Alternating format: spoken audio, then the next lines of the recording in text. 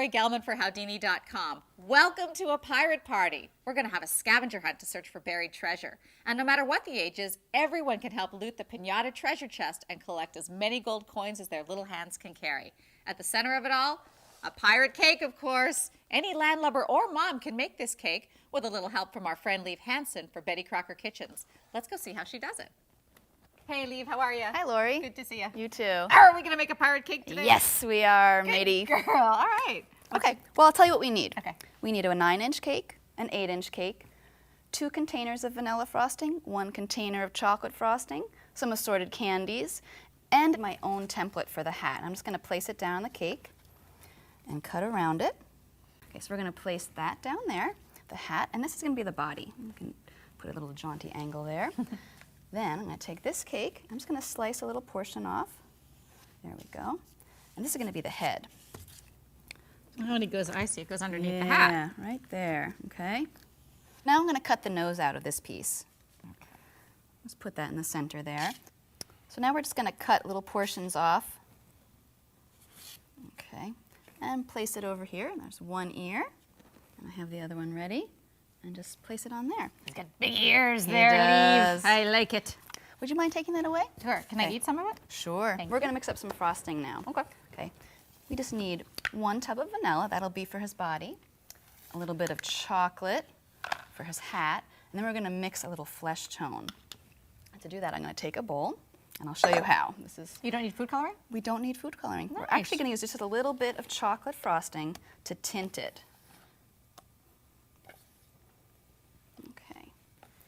Just a little bit, maybe like 2 teaspoons, but you know, the darker flesh tone you want, just add more chocolate. Okay. So I just want to see if there's a nice contrast against the white, and that looks pretty good. Okay, now we're going to do a crumb coat. You're going to crumb coat it with the color that the final coat is going to be. So I'll start with the bottom here. You don't have to do neat, but I guess you have to be thorough. Make sure you get the whole thing. You want to get the entire cake covered. If there's a little bit, those crumbs could possibly show through in your final coat. Once you have it all covered, for best results, I recommend freezing it for a little while, maybe half an hour, and that'll firm up the icing. If you don't have room in your freezer? You can just chill it in the refrigerator also. I actually have one in the freezer. Let me go get it. Okay. Okay, great.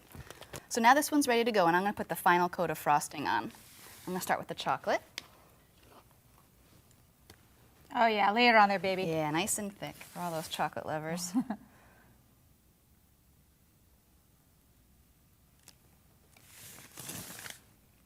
Is there such a thing as too much frosting? I would go maybe tops ½ an inch thick. I'm just going around the sides and trying to make them smooth. And then I'm going to do the top, and basically a little lip of frosting forms. And then I can just scrape it off. Oh, it makes it nice and smooth. Yeah. You're using a special tool for that? This is an offset spatula. So when you're frosting a cake, it's a good idea to have a bowl of hot water handy. That way you can clean off your spatula. Just make sure you dry it off afterwards. And then this heat will give you a nice, smooth finish. Oh, that's how you do it. So now we're going to start decorating. Great. And here we have a nice assortment of candy.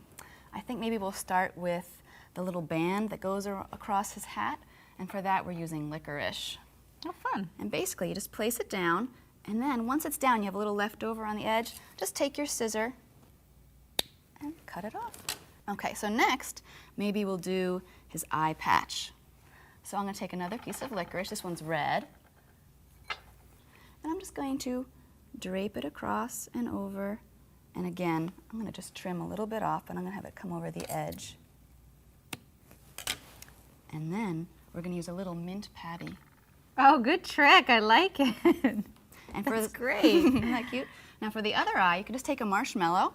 I'm going to cut it in half. And we're going to stick it down. And he's going to have a blue eye. So I'm going to use a little chocolate candy here. And you can actually use a little bit of the frosting to glue it on.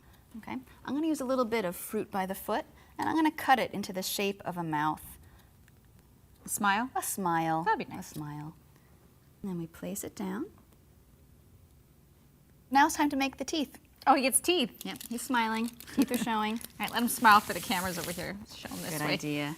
Okay, we're going to put one there. And another one there. Ooh, he looks good. Now we're going to put some stripes on his shirt. Okay. You can use fruit by the foot, or you can buy these sugared candies like this. And we're just going to spread it across him. And if it's too long, you can just use a knife or a scissor to cut it to the right length. What else? We're going to put an earring on. Oh, cute. Let's use these little gummy candies. I'm just going to cut a little hole in it here, a little piece out of it, and then as if it's sticking in his ear. Okay, so He looks great. well, there's one more thing. Oh, really? Yeah, stubble.